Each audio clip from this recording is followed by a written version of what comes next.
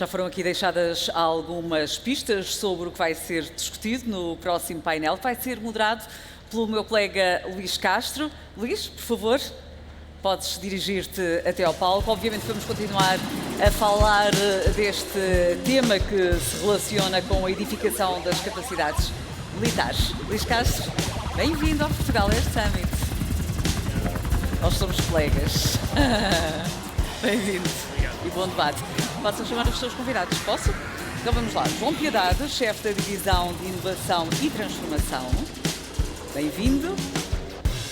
Podem sentar-se. O teu lugar é o primeiro. Pode ser, tu és o primeiro, exatamente. O João Piedade é o segundo. Depois Gabriel Gomes, chefe de repartição de capacidades. Olá, boa tarde, bem-vindo. Luís Salomão de Carvalho, coordenador do projeto Cyber Academy and Innovation Hub. Olá, boa tarde. E Carlos Batalha, perito do projeto MHTC. Bem-vindos a todos e que este painel seja bem proveitoso. Muito obrigada. Bom trabalho.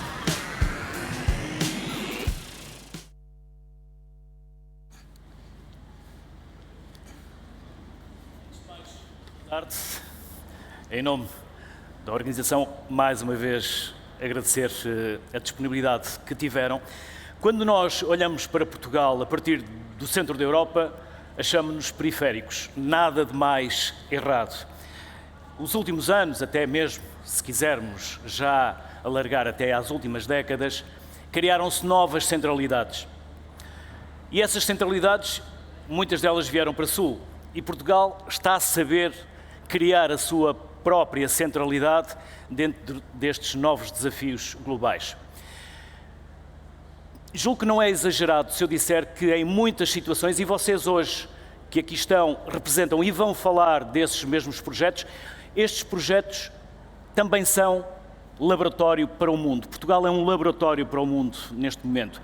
E continuo a achar que é culpa nossa também, dos jornalistas, que muitas das vezes nos entretemos com a espuma dos dias e acabamos por nos perder no acessório, esquecendo verdadeiramente o essencial. E o essencial é isso mesmo. É a tecnologia, é a ciência, é a inovação, é tudo aquilo que Portugal está a construir nessa tal centralidade que eu há pouco falava. Por isso, quis só fazer esta pequena intervenção. Eu vou falar muito pouco, como prometi. O meu papel aqui é tentar não estragar a qualidade dos intervenientes, dos oradores, mas gostava que cada um falasse e apresentasse de uma forma, para já resumida, mas depois a seguir vamos desenvolver esses mesmos projetos. Que projetos é que vocês lideram, coordenam ou representam aqui neste momento? Começava, obviamente, pelo comandante Lourenço Piedade, capitão de fragata, para nos falar do projeto que desenvolvem. Na verdade, se quiser, podemos começar pela zona livre tecnológica ou por onde entender que é mais premente e mais útil começar a sua intervenção.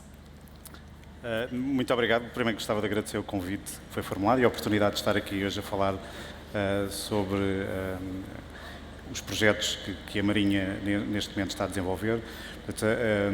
Estou aqui na qualidade de coordenador de um projeto PESCO, liderado por Portugal, que é o Maritime Unmanned Systems for Anti-Submarine Warfare, que na realidade não tem uma ligação direta com a zona livre tecnológica, mas podemos chegar lá no decorrer da conversa. Portanto, este projeto especificamente não tem como objetivo o desenvolvimento de sistemas autónomos para a luta antissubmarina, mas por outro lado tem como objetivo conseguir utilizar de forma útil uma rede distribuída de sensores, portanto, utilizar a informação que vem dessa rede distribuída de sensores, porque é a forma como vemos que a guerra no futuro poderá acontecer, não com um sensor único, neste caso estamos a falar da detecção de submarinos, um sensor único com grande capacidade para detectar um submarino a grandes distâncias, mas uma rede distribuída de sensores de baixo custo que nos garantem uma maior cobertura.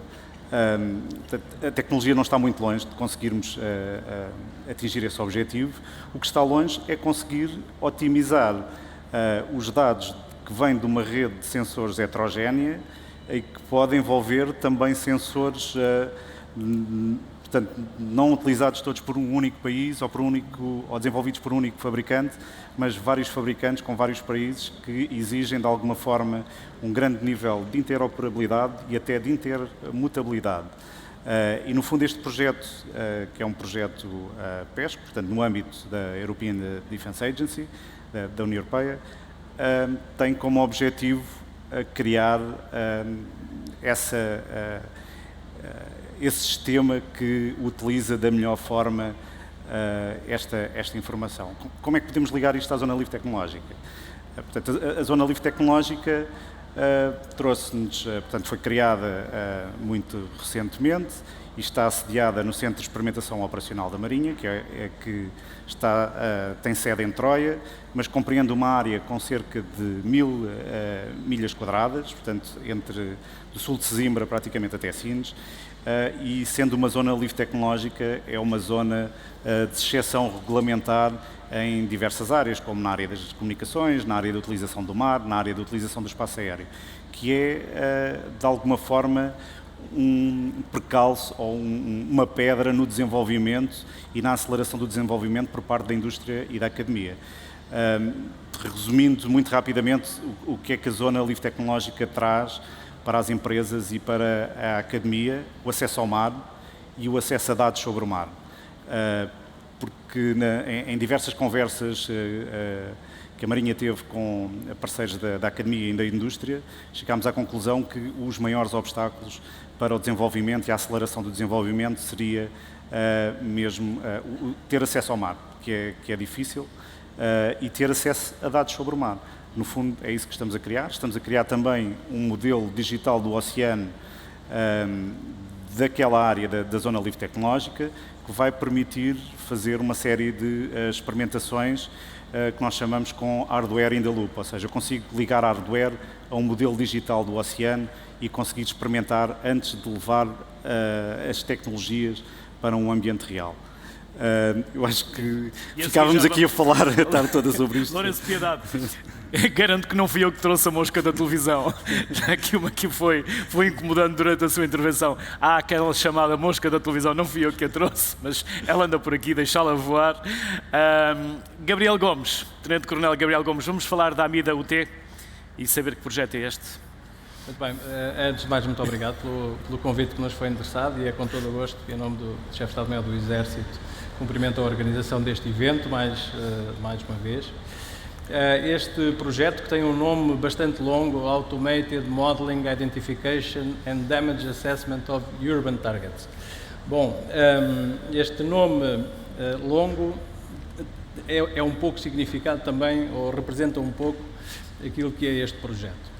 É um projeto muito ambicioso, também enquadrado naquilo que é a política de segurança e defesa comum. Portanto, é um projeto PESCO, que é liderado por Portugal e com participação de Espanha e França enquanto membros também permanentes, portanto, participantes no projeto, e depois com mais 5 países observadores. E, grosso modo, este projeto pretende usar tecnologias que de alguma forma já estão disponíveis, mas não na forma que nós as queremos. Ou seja, o que se pretende é conseguir, com as ferramentas existentes, produzir modelos digitais do terreno, especialmente em áreas urbanas, modelos digitais, mas com o máximo de automatização e autonomia possível.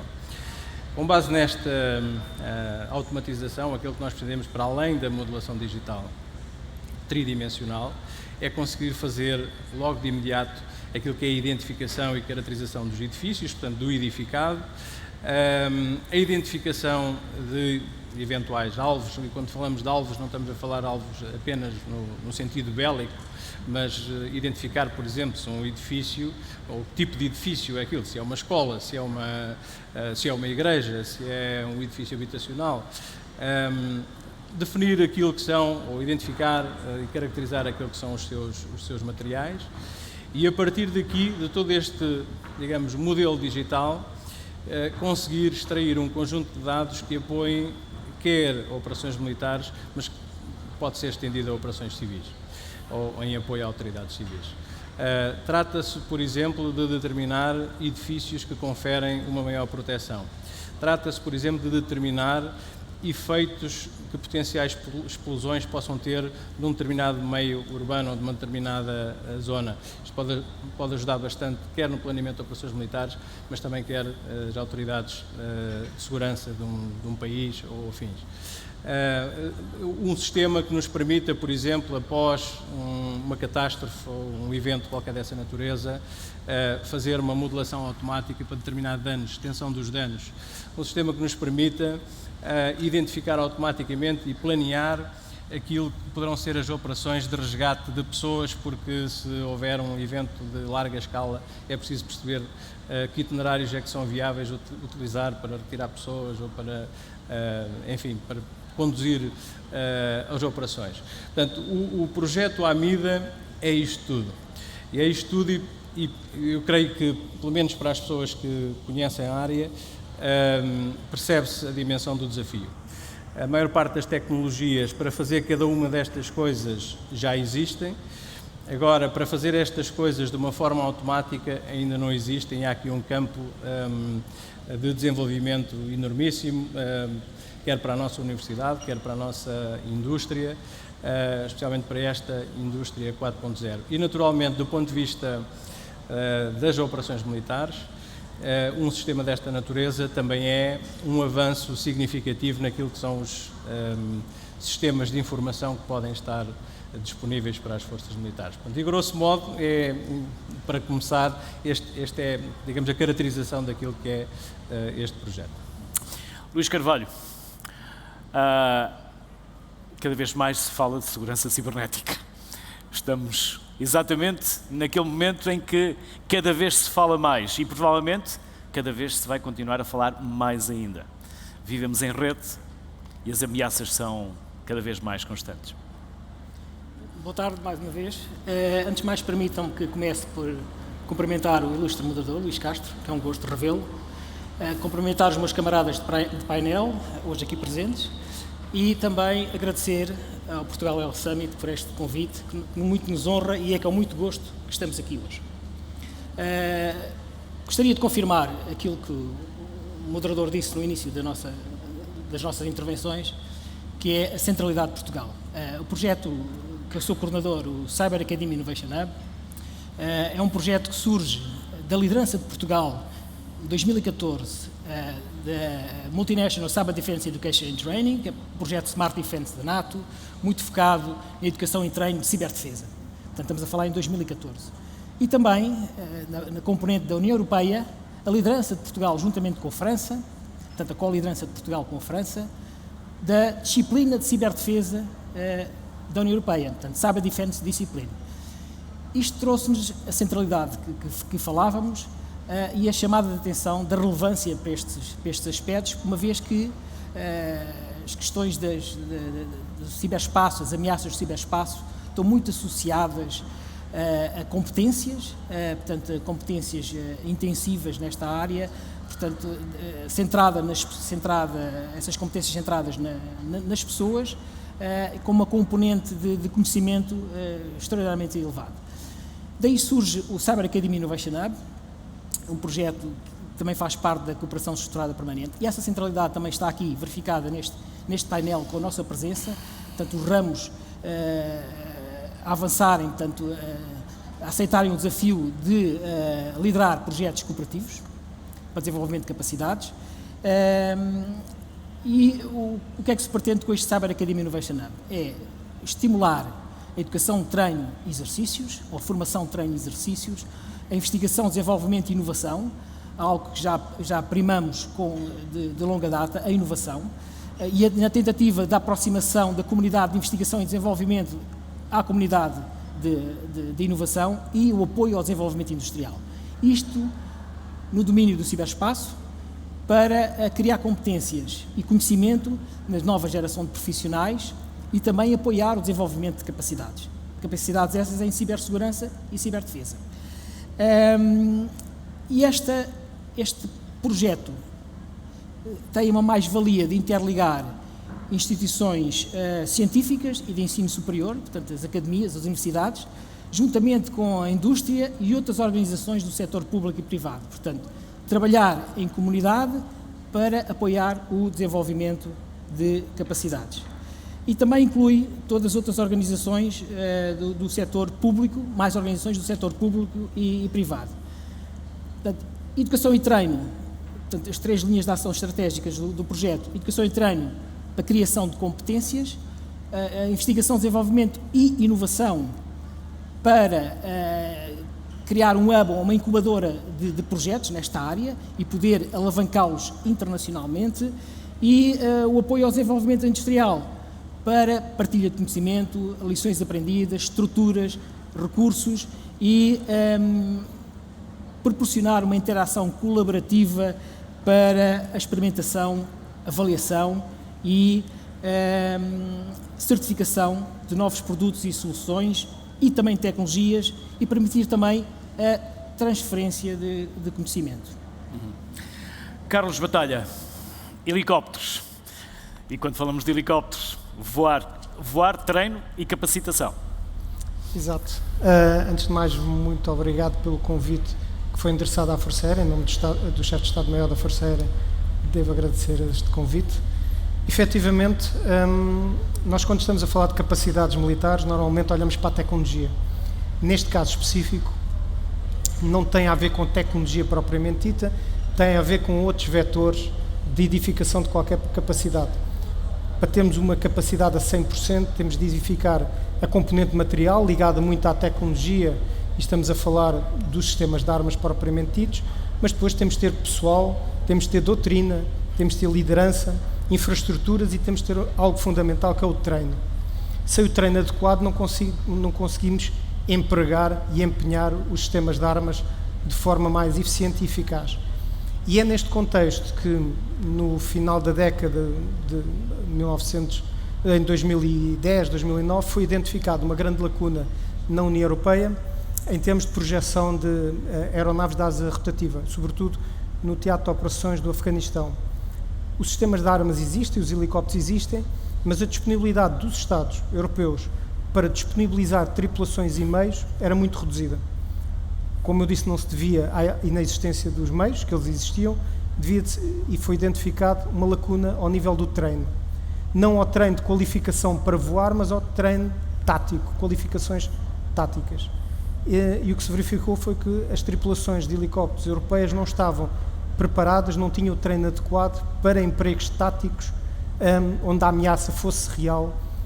E face a essa lacuna, a Agência Europeia de Defesa teve a iniciativa de criar um programa no qual, de forma conjunta e combinada, os Estados poderiam então treinar as táticas, as técnicas, os procedimentos, e em 2012 nasceu então o Programa de Treino de Helicópteros. Foi um sucesso. Portugal, desde o início, foi um dos países que acolheu mais vezes esses treinos, esses exercícios multinacionais, que nós denominamos como da série Blade. Em Portugal, nós acolhemos o Hot Blade, que tem como objetivo treinar as tripulações em ambientes de altas temperaturas, com muita poeira, evidentemente com grande afinidade com os teatros de operações da altura. Logo após o sucesso dessa iniciativa, criou-se o Programa de Treino Tático de Helicópteros e, a seguir, o Programa de Treino de Instrutores Táticos, em 2015. Tal foi o sucesso desses 3 programas e a consolidação dos programas dentro da Agência Europeia de Defesa, que o Steering Board da EDA tomou como objetivo fazer uma espécie de um spin-off desses 3 programas para uma entidade que pudesse fazer a continuidade dos 3 programas e, eventualmente, naturalmente, evoluí-los, porque essa não é a gênese da EDA. A EDA não tem como objetivo ter ali treinos de centros de treino. E então nasceu a gênese, foi aí que nasceu o projeto do Centro Multinacional de Treino de Helicópteros.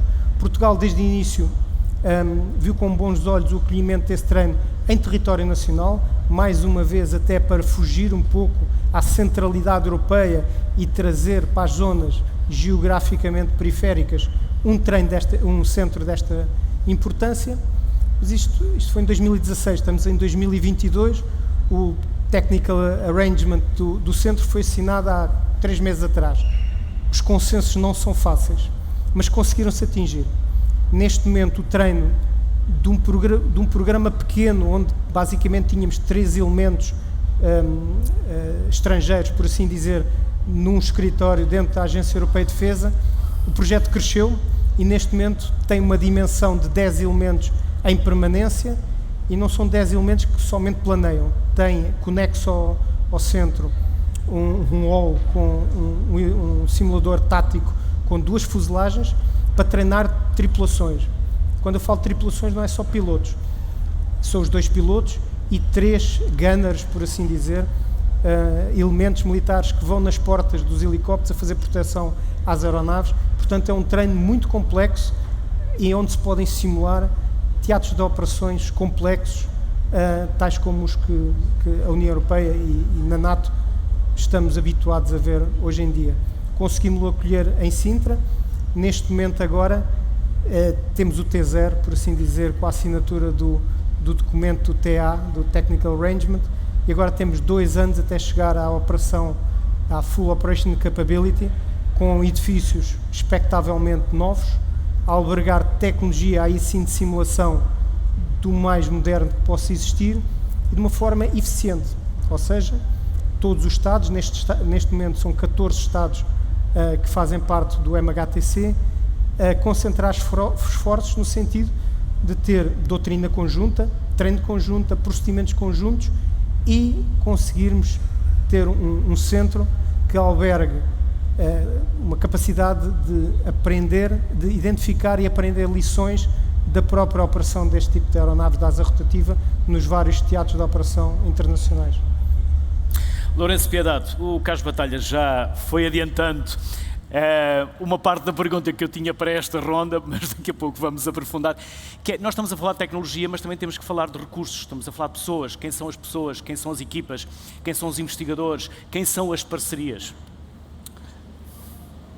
Até porque, permita-me, nós falamos muito da falta de recursos para as Forças Armadas, de voluntários. Aqui está um apelo enorme que é a ciência, a evolução, a tecnologia, que pode chamar jovens que neste momento talvez não olhem para as Forças Armadas como o seu destino, uma carreira de futuro. A NATO e a União Europeia publicam regularmente relatórios sobre as tecnologias emergentes e disruptivas e, no fundo, aquelas tecnologias que são prioritárias e que aparecem num futuro breve ou até num futuro longínquo para serem introduzidas como capacidades. O que temos feito na Marinha com essas tecnologias prioritárias é tentar identificar dessa lista que é produzida pela NATO e pela União Europeia, aquelas que para a Marinha serão prioritárias. E com essa lista de tecnologias prioritárias temos tentado criar uma rede de conhecimento em Portugal, junto das empresas e das universidades, tentar perceber quem é que em Portugal está a trabalhar nessas tecnologias. Portanto, tem sido um trabalho que não se faz de um dia para o outro, não é? Temos andado a trabalhar nisso há cerca de 3 anos, em colaboração até com a AED, que estou a ver aqui à frente, com a IDD. Portanto, trabalhamos com clusters da indústria para tentar identificar exatamente quem é que trabalha nessas tecnologias, porque antes de partirmos para os projetos é necessário conhecer quem trabalha essas tecnologias. E mais do que conhecer quem trabalha nessas tecnologias, estimular também o desenvolvimento ou o estudo das tecnologias que são mais longínquas, não é? Que estão identificadas, que podem ser introduzidas como capacidades, mas temos que estimular em Portugal o estudo dessas tecnologias e o trabalhar nessas tecnologias para também, quando passarmos à fase da aquisição das capacidades, conseguirmos de alguma forma, quando possível, como é óbvio, adquirir aquilo que é nacional. E se isso não começar em tempo, essa estimulação na investigação, no desenvolvimento de produtos, na altura de empregarmos o dinheiro da LPM, não vamos ter ninguém em Portugal com a capacidade para desenvolver essas tecnologias. Exatamente, LPM, Lei de Programação Militar. Portanto, isto é um trabalho que não se faz de um dia para o outro, que tem vindo a ser feito e na Marinha temos, como eu disse, há cerca de 3 anos começámos a trabalhar de uma forma mais organizada nesta procura das tecnologias e na procura de parcerias para estimular um bocadinho o desenvolvimento de novas soluções, e é aí que entra também a criação do Centro de Experimentação e da Zona Livre Tecnológica, porque todas estas conversas que tivemos é que levaram à identificação das tais necessidades de acesso ao MAD e de ter mais dados, e foi isso que levou à criação da Zona Livre Tecnológica também, para permitir que não hajam os tais obstáculos ao desenvolvimento e à aceleração. Portanto, nós damos o playground, estimulamos a academia e estimulamos a indústria, agora tem que fazer o vosso trabalho, não é? É no fundo, ajudar-nos a nós a adquirir capacidades que tenham também um cunho de desenvolvimento nacional. Portanto, eu acho que isto é um trabalho que se faz com parcerias e que demora, como eu referi, não se faz de um dia para o outro. É um trabalho que se tem que ir fazendo caminhando lado a lado com a academia e com a indústria, para também haverem relações de confiança, para se conseguir então estabelecer projetos de maior dimensão e conseguem responder às nossas necessidades em termos de capacidades. Tecnologia verde. Tecnologia verde. Convém, estamos a falar de mar, estamos a falar, obviamente, da necessidade de termos tecnologia verde, temos tecnologia sustentável. Sim, quando possível, como é óbvio, não é? Porque hoje, by design, tentamos sempre que seja o mais sustentável e ter em conta todo o ciclo de vida dos produtos, também em linha com essa sustentabilidade e com a tecnologia verde. Mas em algumas situações ainda não é possível, não é? Que a tecnologia ainda, apesar de haver já algumas experiências com determinado tipo de tecnologias, essas tecnologias ainda não estão em produção para utilização regular em termos militares. Mas quando falamos na área da experimentação, como é óbvio, temos muito mais tecnologia verde do que na área da operação, exatamente porque estamos a falar em níveis diferentes de desenvolvimento e de introdução nas operações militares, não é? Quando falamos de investigação, estamos a falar de que forma é que a academia, de que forma é que a ciência também pode ajudar, e no caso os projetos que estávamos aqui a falar, mas depois também há uma devolução à comunidade, à sociedade, às próprias empresas, ou seja, elas investem, mas depois também têm o seu retorno. Sim, porque a forma como a Marinha está a trabalhar neste momento são colaborações e no fundo, todo o know-how de utilização do MAD ou do acesso ao MAD acaba por ser, esse conhecimento acaba por ser transmitido aos parceiros que trabalham com a Marinha e acaba por ser um capital de imenso valor, não é? Todo o conhecimento que a Marinha tem de utilização do mar e no fundo, de utilizar soluções que têm em conta as adversidades do mar, que são muito diferentes do que encontramos em terra. Há diversos produtos e soluções que, quando testados em terra, já estão maduros e podem ser utilizados em operações. Quando fazemos a transferência para um ambiente marítimo, é completamente diferente. E é nessa transferência que a Marinha pode ajudar, também por via da ZLT, porque a ZLT não é só a disponibilização de um espaço, Zona mas Livre Tecnológica. A Zona Livre Tecnológica, exatamente, estou a falar por siglas.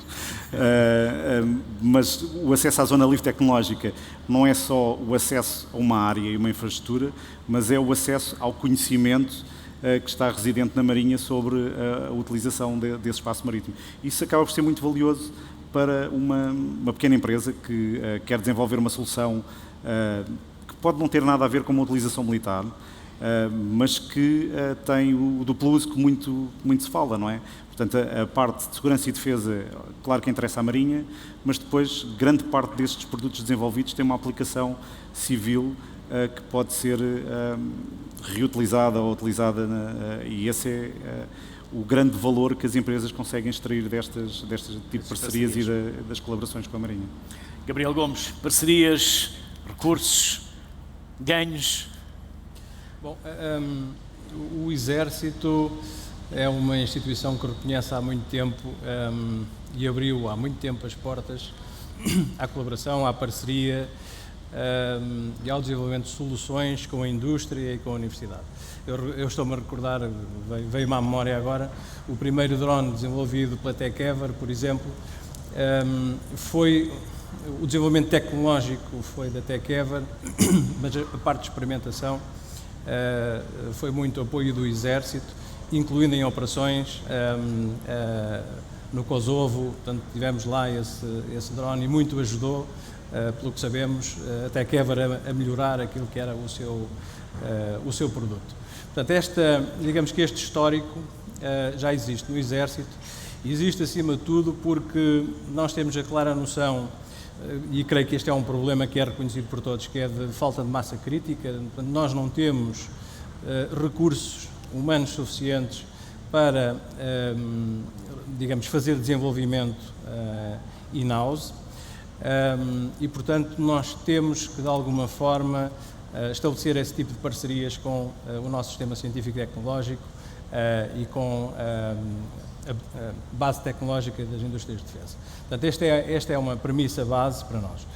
Contrariamente à Marinha e à Força Aérea, que de alguma maneira já dispõem de clusters industriais nesses domínios, naquilo que é componente terrestre, esse cluster industrial não existe.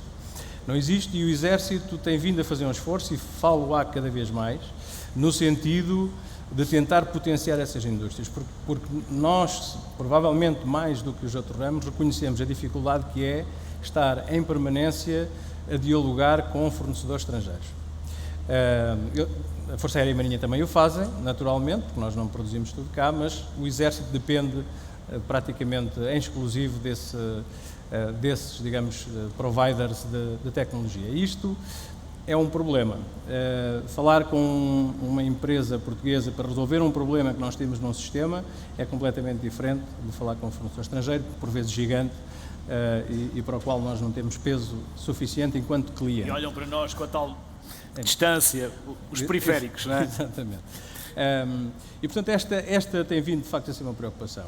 O Exército encontra-se neste momento a criar, exatamente nesse sentido, um conjunto de estruturas ligadas à inovação, ligadas à necessidade de potenciar esse recurso, nomeadamente um centro de experimentação e moderação tecnológica, que vai, curiosamente, nem de propósito, vai ser, para a semana vai ser feita a sua apresentação pública, e, portanto, há efetivamente essa preocupação de ligar, estabelecer parcerias, e têm sido efetivamente estabelecidas.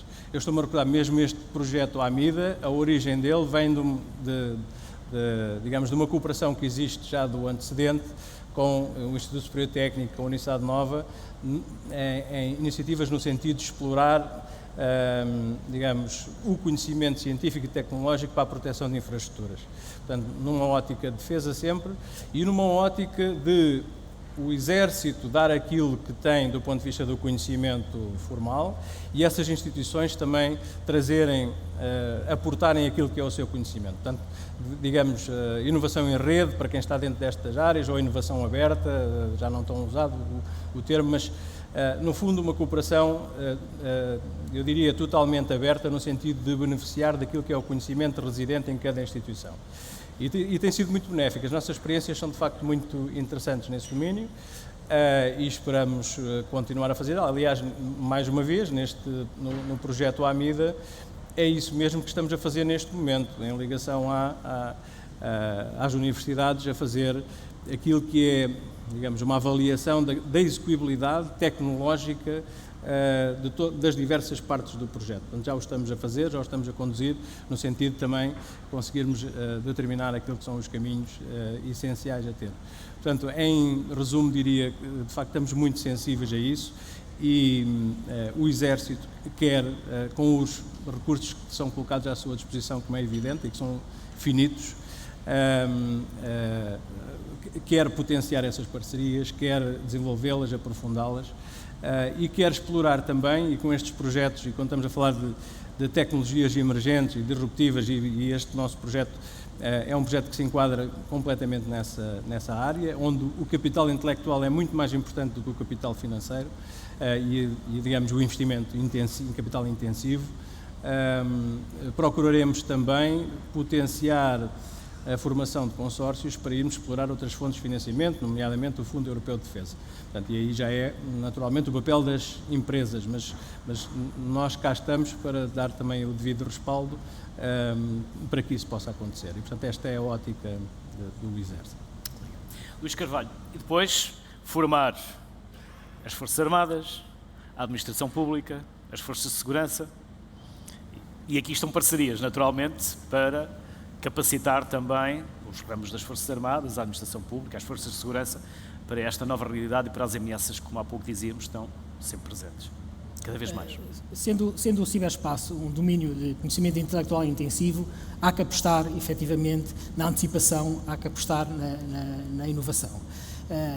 E de certa maneira tem surgido um conjunto de iniciativas, um conjunto de programas parecendo surgir de uma forma aleatória no âmbito da União Europeia, da Comissão, da Agência Europeia de Defesa, no âmbito da NATO, mas elas fazem todo o sentido porque nós, de certa maneira, temos perdido esta batalha.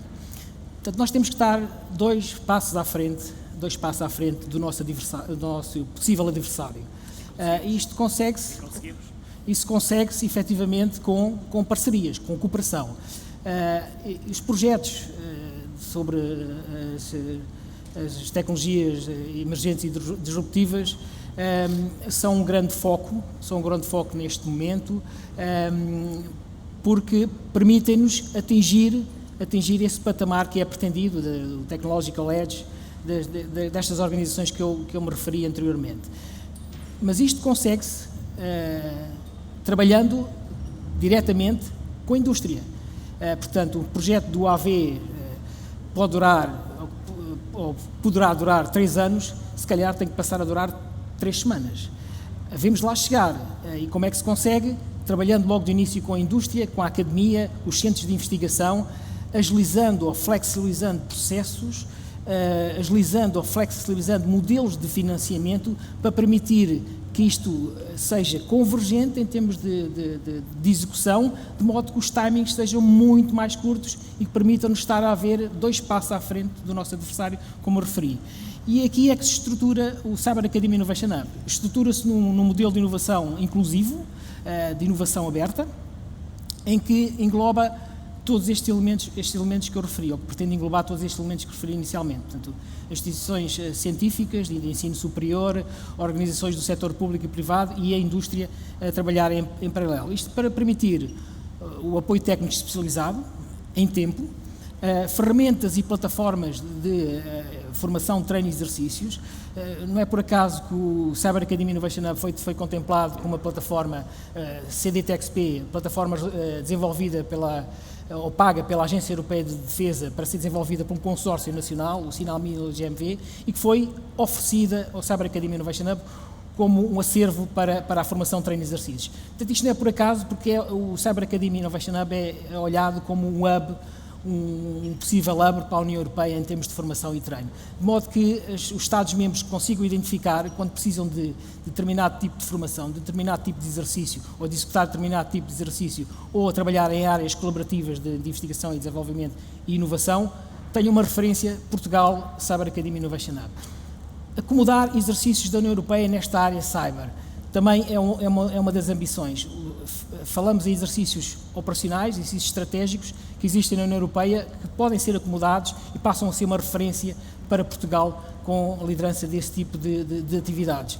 Estamos a falar também de disponibilização de serviços, sensibilização, o tal awareness antecipado, são tudo ferramentas que podem estar disponíveis com este tipo de modelo colaborativo, com inovação e aproximação destas comunidades de investigação, desenvolvimento e inovação. Portanto, estreitar laços e estar sempre focado, sempre a olhar para os projetos PESCO, à comunidade ou para o cluster cyber de projetos PESCO, aproveitar atividades que sejam comuns, executá-las em conjunto, seguir caminhos paralelos, partilhar recursos, partilhar infraestruturas, partilhar meios, torna-se muito mais simples e mais económico de executar desta forma. Isto envolvendo sempre o Sistema Científico e Tecnológico Nacional, a nossa BTID, portanto a Base Tecnológica e Industrial de Defesa Nacional e a Europeia para se desenvolver. Este caráter identitário deste projeto, portanto do Cyber Academy Innovation Hub, é o facto de poder atuar na área da cibersegurança e da ciberdefesa. Portanto, em termos nacionais, contribui claramente para a Estratégia Nacional de Segurança do Ciberespaço e, em termos internacionais, está alinhado com a política de ciberdefesa da NATO, da OTAN, e também está alinhado com a estratégia de cibersegurança da União Europeia. Portanto, isto é adquirido através de projetos anteriores que foram liderados por Portugal, que estão incorporados nesta forma de trabalhar. Eu se calhar ficava por aqui, porque já estou a ver que o tempo está-se a esgotar. E temos formadores, temos gente capacitada para dar essa formação, Luís? Temos. Gente para dar este tipo de formação. Sim. Neste momento não são suficientes, mas temos um conjunto de especialistas, não sei se me estão a ouvir. Sim, estamos a ver. Temos um conjunto de especialistas que podem fazer este tipo de trabalho. Não são suficientes, é preciso formar muito mais gente. Portanto, os recursos são sempre um desafio nesta área e recursos com competências introduzem outra dificuldade para abarcar todas as necessidades que estamos a falar. Mas é possível, se trabalharmos em tempo, se aplicarmos estas redes, portanto, ligação das redes nacionais e internacionais, fazer partilha de recursos, portanto, permitir que haja intercâmbio de formadores, intercâmbio de estudantes nesta área, conseguimos colmatar grande parte das necessidades que temos neste momento nesta área. É preciso, sim, vontade e interesse em fazê-lo. Carlos Batalha, há pouco já foi falando dos recursos, se quiser e se achar que ainda há mais que possamos falar sobre os recursos, podemos falar, mas também podemos falar sobre a mobilidade aérea, é cada vez mais importante, cada vez mais crítica até, tanto para a projeção como a sustentação das próprias forças. E quando falamos, obviamente, da aviação, há todo um fascínio. Faltam recursos nas academias, nos concursos para pilotos? Ou falta qualidade nesses mesmos candidatos? O que é que falta? Se é que falta? Bom, em termos de, não há dúvida, os helicópteros, aliás, a mobilidade aérea foi considerada uma prioridade na União Europeia no âmbito da edificação de capacidades. Em termos de pessoal, é um facto, a Força Aérea necessita de mais recursos.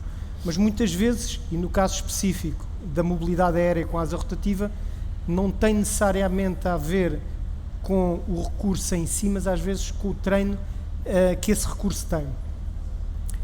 As esquadras de helicópteros estão quase na totalidade adstritas ao sistema de busca e salvamento, e são esses mesmos meios que são, por assim dizer, têm uma dupla valência em termos de elementos de missão para projeção para teatros de operações, para apoio às forças terrestres, e nesse âmbito nós podemos ter os meios, podemos ter os recursos humanos, os recursos financeiros, mas se não tivermos a doutrina adequada, se não tivermos o treino adequado, treino tático, não só dos pilotos, nós tendemos a olhar para o meio aéreo só olhando para os pilotos são importantes, a componente de gestão dentro da aeronave com toda a restante equipa, nomeadamente os gunners, é importantíssima, daí o foco do MHTC é o treino da tripulação, onde estão 2 pilotos e 3 gunners, e com outro helicóptero ao lado, daí o simulador ter 2 fuselagens. Portanto, é um treino que não é isolado, é um treino em parelha, e onde o que interessa é o treino das tripulações. Ou seja, muitas vezes nós olhamos os recursos, faltam os recursos, às vezes faltam os recursos com a formação, com o treino adequado. E é isso que este centro vem colmatar. E vem colmatar de uma forma, já que estamos a falar também de recursos, há sempre os recursos financeiros. Não é por acaso que a Alemanha, um monstro em termos económicos... Todos gostaríamos sempre de ter mais. Exatamente. Isso é inevitável, não é? Mas penso eu, este tipo de centro, a Alemanha poderia fazê-lo de forma autónoma, tem os recursos financeiros para o fazer. No entanto, optou por esta forma colaborativa, porque efetivamente não só é mais inteligente do ponto de vista da eficiência de utilização de recursos, mas porque também este contacto multinacional proporciona o beber do know-how, o beber das lições identificadas por outras forças aéreas. E isso é importante para o treino dos pilotos, para a criação de doutrina adequada, por forma a que quando vamos para um teatro de operação, vamos com o treino e vamos com os procedimentos normalizados. Ou seja, que todos estamos a falar a mesma linguagem, por assim dizer. Eu julgo que esse é o grande sucesso do MHTC enquanto centro de treino, foi beber aquilo que foi as lições identificadas do treino tático de airlift em Saragoça, foram identificados, foi o primeiro treino, este spin-off, este centro de treinos foi o primeiro da Agência Europeia de Defesas, teve alguns problemas da nascença do primeiro filho, por assim dizer, conseguiu-se identificar o facto da Força Aérea pertencer a esse treino, a esse centro de Saragoça, habilitou-nos a ir buscar e beber muitas das lições identificadas e empregar neste centro, colmatando as lacunas, os problemas, nomeadamente ao nível de recursos financeiros, os recursos humanos, e julgo que fomos lentos, mas depressa bem não há quem, às vezes mais vale um pouco mais lentamente, mas com paus por baixo, como se costuma dizer, mais salvaguardados relativamente a várias vertentes que são sempre problemáticas, recursos humanos, recursos financeiros. Obrigado. O nosso tempo está mesmo no final, por isso resta-me agradecer-vos. Ao Carlos Batalha, veste a farda que eu já vesti em tempos, 078-621, um bocadinho mais velho, por isso é sempre, eu, apesar de civil, fui militar, sinto-me sempre muito bem entre militares, sinto-me entre a minha gente, por isso foi um gosto. Ao Carlos, obrigado por ter partilhado connosco tudo aquilo que estão a fazer. Da mesma forma, agradeço ao Luís Carvalho, porque é uma área extremamente importante que nos fascina a todos, é a segurança, todas estas ameaças que nos rodeiam cada vez mais e por vezes até quase exageradas, mas na verdade elas não deixam de ser reais. Obrigado também pelos contributos que aqui nos deixou. Ao Gabriel Gomes, eu dizia-lhe isto antes de começarmos esta ronda, que tenho um carinho especial pela engenharia, pelo trabalho que a engenharia fez pelo mundo, nomeadamente em Timor e no Líbano, e pouco se fala do trabalho que a engenharia tem feito e continua a fazer mesmo cá. E ao Lourenço Piedade, um enorme obrigado, porque o Lourenço não sabe, mas a Marinha salvou uma vida há 25 anos, na Guiné-Bissau. A fragata Vasco da Gama interceptou uma comunicação em que havia ordens para matar a equipa da RTP que lá estava. Era eu o jornalista e felizmente a DAE conseguiu tirar-nos da Guiné e levar-nos para Cabo Verde. Por isso tenho e devo a minha vida também à Marinha. Por isso foi um enorme gosto estar aqui convosco. Aqui ficou demonstrado como Portugal criou esta nova centralidade que eu falava há pouco, como Portugal é neste momento, em muitas áreas, um laboratório para o mundo. E cabe-nos a nós também, jornalistas, divulgarmos mais aquilo que cá se faz e não tantas vezes preocupar-nos e distrair-nos com o acessório. Por isso, por todas as equipas que vocês lideram e que representam, bem-ajam, parabéns. Boa tarde.